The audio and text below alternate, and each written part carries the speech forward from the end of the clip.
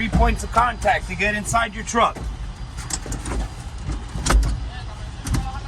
First thing you do, or first thing I do, I'm gonna check the tractor ABS. Tractor ABS light working properly. It came on and turned off. Next thing we're gonna do a safe start. I'm gonna ensure both of my emergency parking buttons are engaged and my truck's in neutral.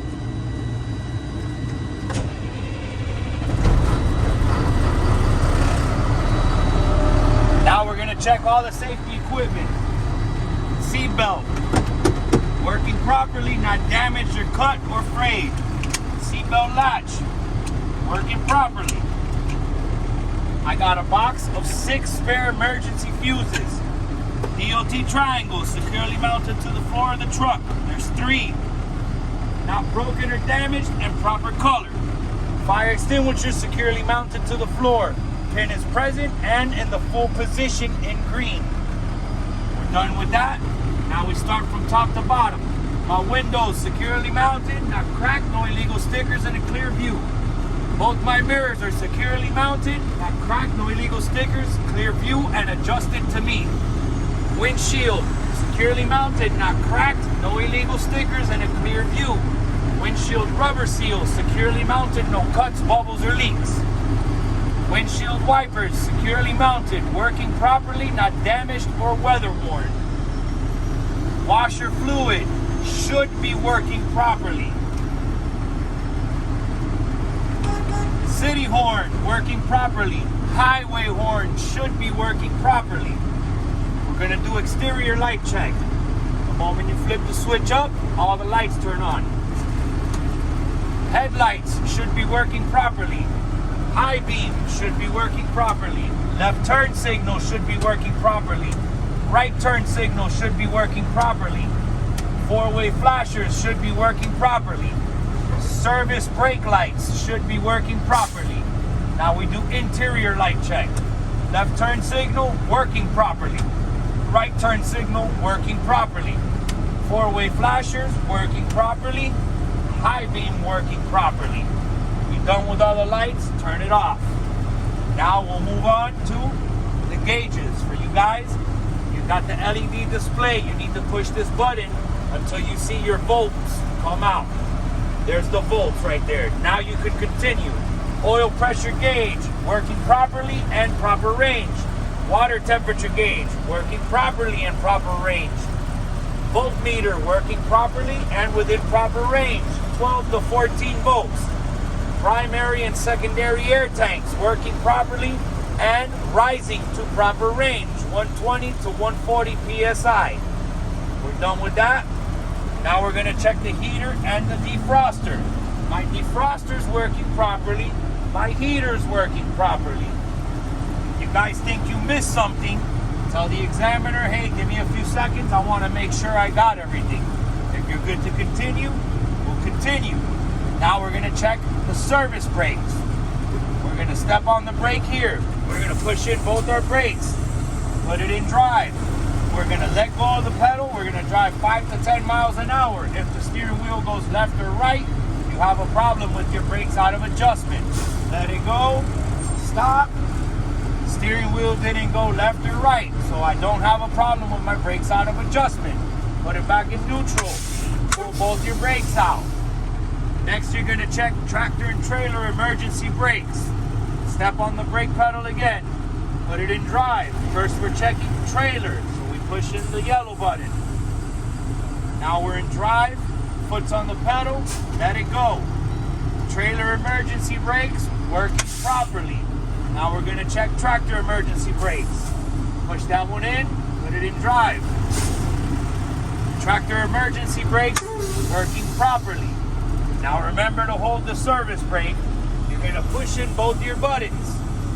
Let go of the service brake slightly to make sure the truck's not rolling forward or back. Once it settles, boom, tell the examiner I'm going to start filling up my air tanks and wait for the governor cutoff so we could begin the lab test.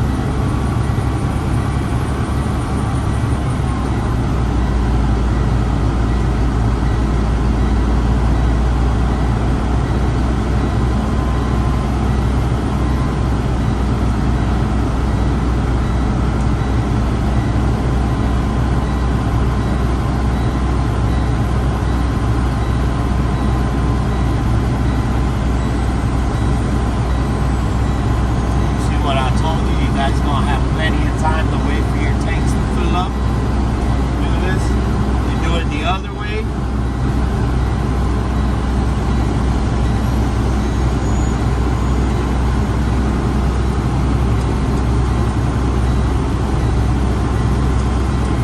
Come on, baby, come on.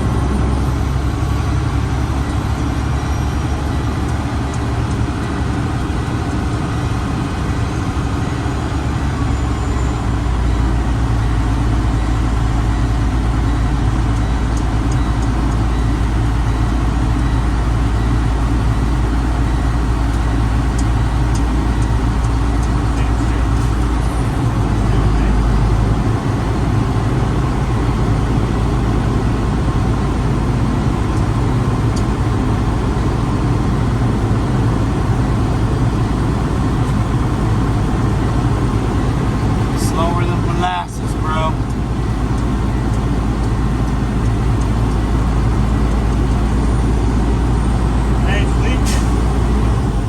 We just heard the governor cut off.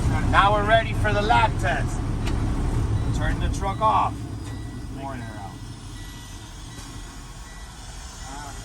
Good Lord. We'll keep going anyways, just for the video. Turn your key. Turn the ignition back on. You cannot do the lab test without the ignition on. Okay? You cannot.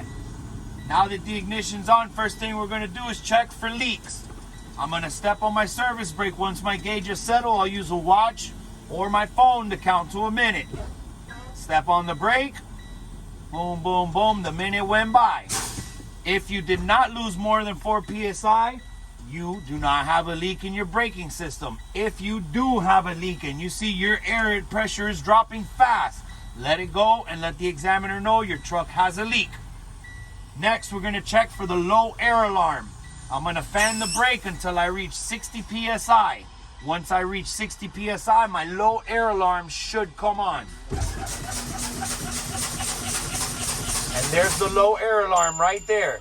Low air alarm is working properly. Next test we're going to do is check both emergency parking brake buttons. We're going to keep fanning the brake between 40 and 20 psi. Both my buttons should pop out. Start fanning and look at your buttons.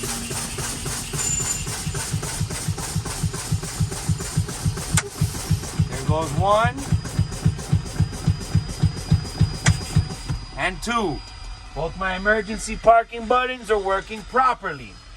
To finish the test, you would have to start your truck normally and fill the air tanks back up. Ask the examiner if he needs you to do that.